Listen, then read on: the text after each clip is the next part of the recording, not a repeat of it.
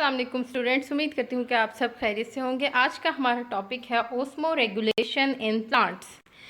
जैसे कि हमने पिछली वीडियो में भी डिस्कस किया है, osmoregulation is the regulation of water and solute. Osmo word refers to water and solute, यानी कि हमारे पास जो वर्ड ओस्मो है वो किसके लिए है? वाटर और सॉल्यूट के लिए यूज़ करते हैं।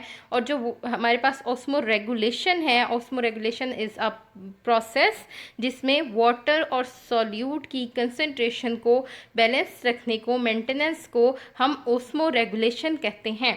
हमारा जो टॉपिक है ओस्मो रेगुलेशन इन प्लांट्स, इसमें देखेंगे कि प्लांट्स में किस तरह से वाटर और साल्ट की मेंटेनेंस होती है, प्लांट्स किस तरह से अपटेक करते हैं और किस तरह से रेगुलेट करते हैं अपने वाटर और सॉल्यूट कॉन्सेंट्रेशन। सबसे पहली बात हमें ये पता है कि हमारे पास क्या होता है, वाटर अपटेक होती है into the plants through the roots. Plants में वाटर मॉलिक्यूल्स की मूवमेंट होगी और वो मूवमेंट किस तरह से होगी? प्लांट्स रूट्स के थ्रू सॉइल में से वाटर को एब्जॉर्ब करेंगे और ट्रांसपोर्ट करेंगे टुवर्ड्स द शूट्स। जब वो ट्रांसपोर्ट कर रहे हैं, प्लांट्स ट्रांसपोर्ट कर रहे हैं वाटर को from the roots toward the shoots. अब ये जो ट्रांसपोर्टेशन है वाटर की, ये क्या है? अगेंस्ट द ग्रेविटी है। अब इस अगेंस्ट द ग्रेविटी जाने के लिए कोई ना कोई फोर्स रिक्वायर्ड होगी। अब यहाँ पे जो हमारे पास जो फोर्स काम करती है वो होती है ट्रांसपायरेशन पुल। ट्रांसपायरेशन पुल के थ्रू जो वाटर मॉलिक्यूल्स हैं वो ट्रांसफ़र करते हैं from roots toward the shoots. उसके अलावा हमारे पास क्या होता है? ओस्मोटिक प्रेशर होता है। ओस्मोटिक प्रेशर भी बहुत इम्पॉर्टेंट होता है ओस्मो रेगुलेशन के लिए। हमें ये पता है कि प्लांट के लीव्स में स्टोमेटा प्रेजेंट होते हैं, स्मॉल ओपनिंग प्रेजेंट होती है at the lower side, stomata जिसको हम बोलते हैं। अब इन स्टोमेटा के थ्रू क्या होता है? वाटर एवेपोरेशन होती है। अब वाटर एवेपोरेशन होने से क्या होता है? वाटर जब भी एवेपोरेट होता है किसी भी सरफेस से तो वो एक कूलिंग इफ़ेक्ट देता है। यही कूलिंग इफ़ेक्ट क्या करता है?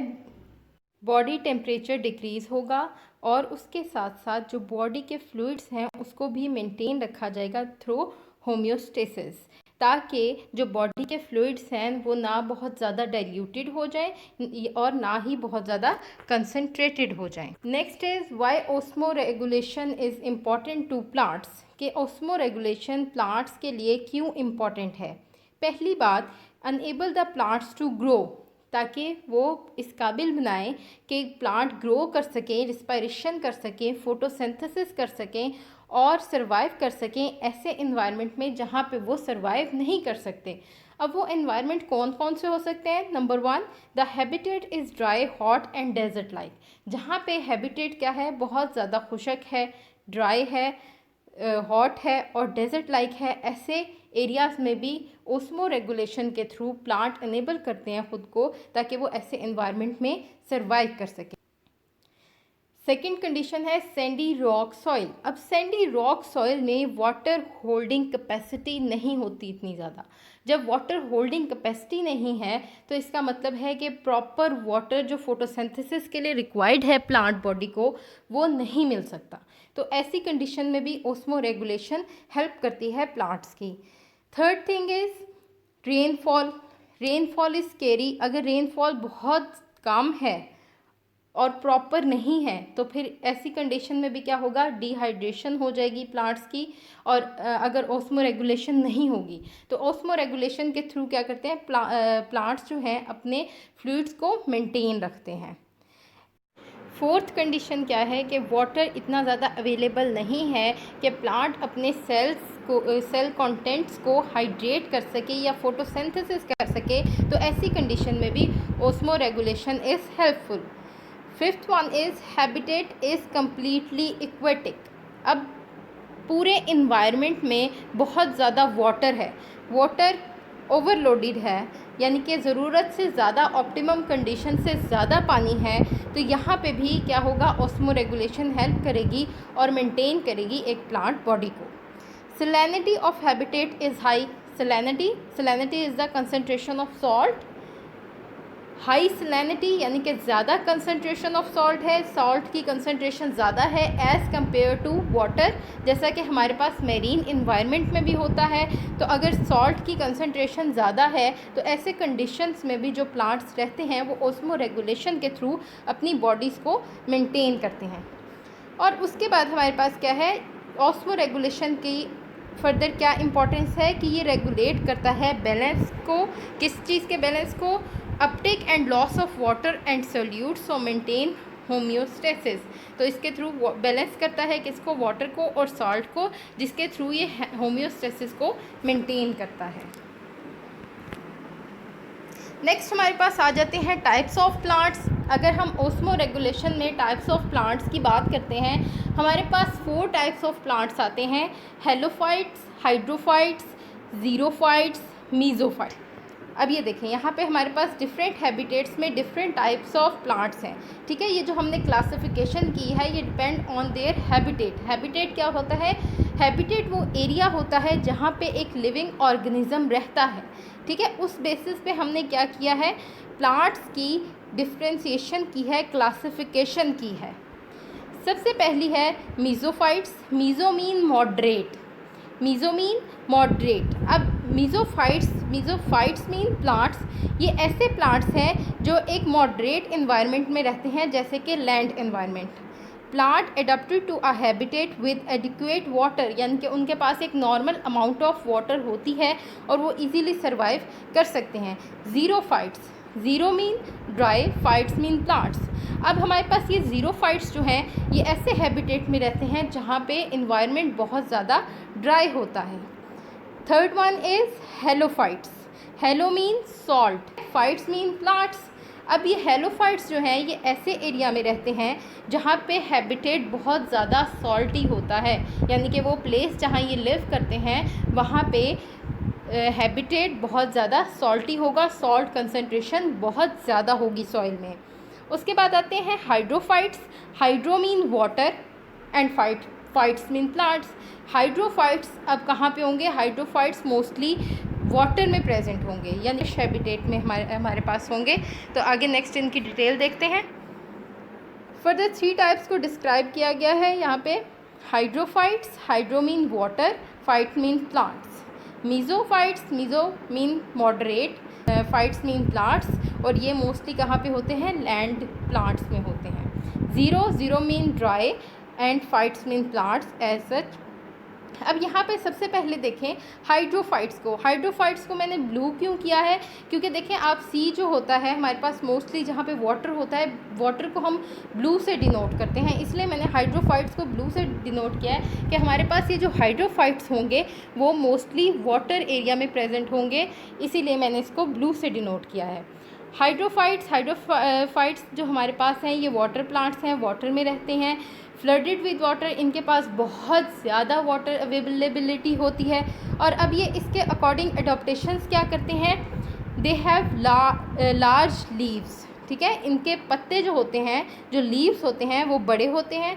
लीव्स बड़े क्यों होते हैं, ताकि they can perform high transpiration rate, ठीक है, ताकि वो अपना ट्रांसपायरेशन रेट जो है वो बहुत ज़्यादा हाई रख सकें। इनकी क्यूटिकल जो होती है वो थिन होती है ताकि मैक्सिमम ट्रांसपायरेशन हो सके, और जो स्टोमेटा प्रेजेंट होते हैं वो भी अपर साइड पे ही प्रेजेंट होते हैं।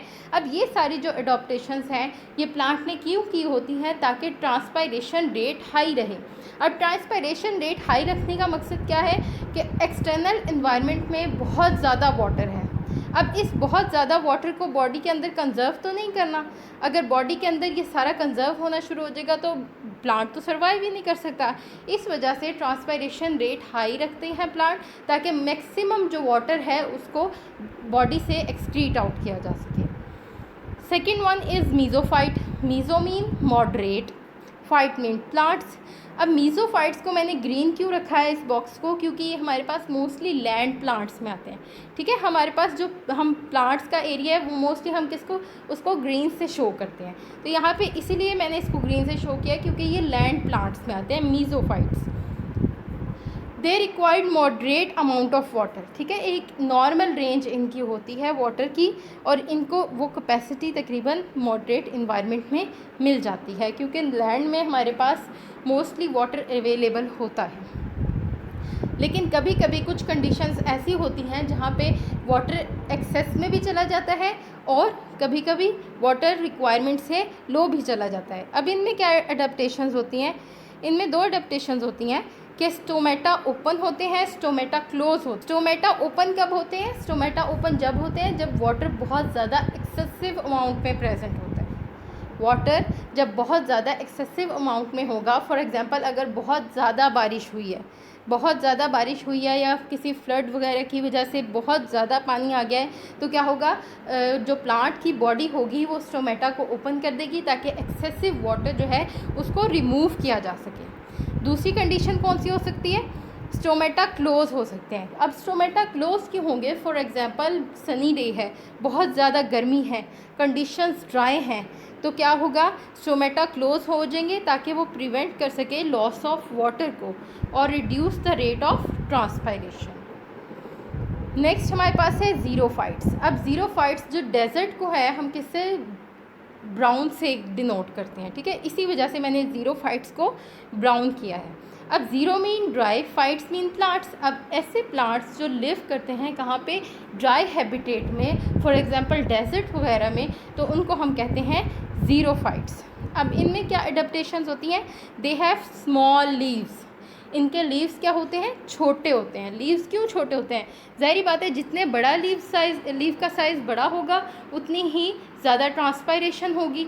अब लीव स्मॉल है, थिक क्यूटिकल है, ठीक है, लीव स्मॉल है, क्यूटिकल थिक है। ये दोनों किस लिए हैं एडेप्टेशंस? ताकि वाटर की ट्रांसपायरेशन को रिड्यूस किया जा सके, ताकि ट्रांसपायरेशन ऑफ वाटर को रिड्यूस किया जा सके। Stomata at lower side of the leave to reduce the transpiration. एक और एडेप्टेशन होती है इसमें जो बहुत इम्पॉर्टेंट होती है, वो ये होती है कि स्टेम आर फोटोसिंथेटिक।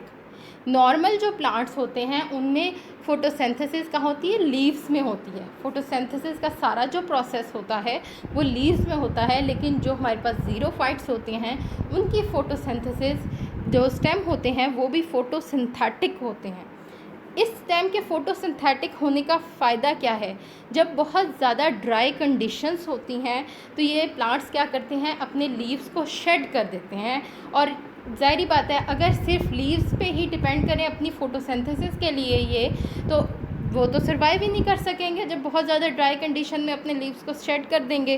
तो ये क्या करते हैं, इनमें क्या होता है, इनके जो स्टेम होते हैं वो फोटोसिंथेटिक होते हैं, ताकि ये ऐसी कंडीशंस में जब इनको अपने लीव्स भी शेड करने पड़े तो इस कंडीशंस में वो सर्वाइव कर जाएं। अब आपके पास यहाँ पे कुछ एग्जांपल्स हैं हाइड्रोफाइट्स की, Lemna, Salvinia, azolla, pistia, Wolffia, ठीक है। अब इनमें से आपने क्या करना है, आपने सिर्फ 2 मैक्सिमम एग्जांपल्स याद कर लेनी है जब भी आपसे पूछा जाए पेपर में डिफाइन हाइड्रोफाइट्स। बच्चों एक बात याद रखनी है कि आपसे अगर पेपर में पूछा जाए डिफाइन हाइड्रोफाइट्स तो आपने सिर्फ डेफिनेशन दे के कंप्लीट नहीं कर देना अपना आंसर, कम से कम 1 या 2 एग्जांपल्स भी साथ दिया करें, उससे आपका आंसर ज़्यादा सपोर्टिव हो जाता है। ये कुछ हाइड्रोफाइट्स हैं। Next examples of mesophytes. ये आपके पास एग्जांपल्स आ गई मीजोफाइट्स की, ये आ गई आपके पास ज़ीरोफाइट्स की। ये देखें, इनके लीव्स जो हैं स्मॉल साइज़ के हैं और क्यूटिकल थिक है। अगर वीडियो अच्छी लगी है तो प्लीज़ लाइक करें, शेयर करें, सब्सक्राइब करें मेरे चैनल को। Thank you so much.